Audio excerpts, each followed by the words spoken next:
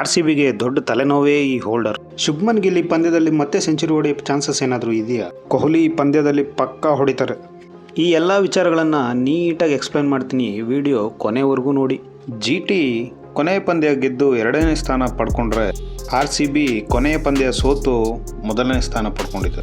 ಇನ್ನು ಎರಡೂ ತಂಡಗಳ ಕೀ ಪ್ಲೇಯರ್ಸ್ ಯಾರು ಅಂತ ನೋಡ್ತಾ ಹೋದರೆ, ಮೊದಲಿಗೆ RCB ತಂಡದಲ್ಲಿ chase master Virat Kohli. Chase ಮಾಡೋಕ್ಕೆ ನಿಂತರೆ ರನ್ ಎಷ್ಟೇ ಇದ್ದರೂ ಇವ್ರ ಮುಂದೆ ಏನೂ ಅಲ್ಲ.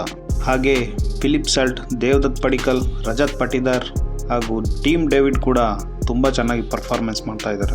ಇನ್ನು ಭುವಿ ಮತ್ತು ಕೃನಾಲ್ ಬಗ್ಗೆ ಹೊಗಳೋಕೆ ಪದಗಳೇ ಸಾಲು. ಇನ್ನು GT ತಂಡದ ವಿಷಯಕ್ಕೆ ಬಂದರೆ, ಪ್ರಿನ್ಸ್ ಶುಭ್ಮನ್ ಗಿಲ್ ಅತ್ಯುತ್ತಮ ಫಾರ್ಮ್ನ ಕಂಟಿನ್ಯೂ ಮಾಡ್ತಾ ಇರೋದು RCBಗೆ ಒಂದು ಕಂಟಕ ಅಂತಲೇ ಹೇಳಬಹುದು. ಇನ್ನು ಸಾಯಿ ಸುದರ್ಶನ್ ಆರೆಂಜ್ ಕಪ್ ರೇಸ್ನಲ್ಲಿದ್ದರೆ, ಬಟ್ಲರ್ ಹಾಗೂ ವಾಷಿಂಗ್ಟನ್ ಸುಂದರ್ ಉತ್ತಮ ಆಟ ಆಡ್ತಾ ಇದ್ದಾರೆ. ಇನ್ನು ಬೌಲಿಂಗ್ ವಿಭಾಗಕ್ಕೆ ಬಂದರೆ, ಡಾಟ್ ಬಾಲ್ ರೇಸಲ್ಲಿ ಟಾಪ್ ಅಲ್ಲಿರೋ ಸಿರಾಜ್ ಹಾಗೂ ರಬಾಡಾ ಇದ್ದಾರೆ.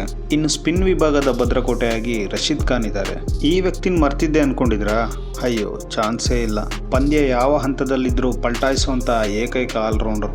ರಜತ್ ಪಾಟಿದಾರ್ ಕ್ಯಾಚನ್ನು ಅತ್ಯದ್ಭುತವಾಗಿ ಹಿಡಿದು ವಿಶ್ವ ಕ್ರಿಕೆಟ್ ಅನ್ನೇ ನಿಬ್ಬೆರಗಾಗಿಸಿದ ಈ ಆಲ್ರೌಂಡರ್ನ RCB ಮರೆಯೋದುಂಟೆ. ಒಟ್ಟಾರೆ ಎರಡೂ ತಂಡಗಳು ಬೌಲಿಂಗ್ ಹಾಗೂ ಬ್ಯಾಟಿಂಗ್ ವಿಭಾಗದಲ್ಲಿ ಸದೃಢವಾಗಿದ್ದು, ಪಂದ್ಯ ಯಾರು ಗೆಲ್ಲುತ್ತಾರೆ ಅನ್ನೋ ಕುತೂಹಲ ಮೂಡಿಸೋದಂತೂ ಖಚಿತ. ಇನ್ನು ಪಿಚ್ ವಿಷಯಕ್ಕೆ ಬಂದರೆ, ಧರ್ಮಶಾಲಾ ಪಿಚ್ ಬ್ಯಾಟಿಂಗ್ ಹಾಗೂ ಬೌಲಿಂಗ್ ಎರಡಕ್ಕೂ ಸಮಾನ ಅವಕಾಶ ನೀಡುತ್ತೆ ಅಂತ ಹೇಳಲಾಗ್ತಾ ಇದೆ. ನಿಮ್ಮ ಪ್ರಕಾರ ಪಂದ್ಯವನ್ನು ಗೆಲ್ಲೋ ನಿಮ್ಮ ನೆಚ್ಚಿನ ತಂಡ ಯಾವುದು? ಕಮೆಂಟ್ ಮಾಡಿ. ಮತ್ತೆ ಮುಂದಿನ ವಿಡಿಯೋದಲ್ಲಿ ಸಿಗೋಣ.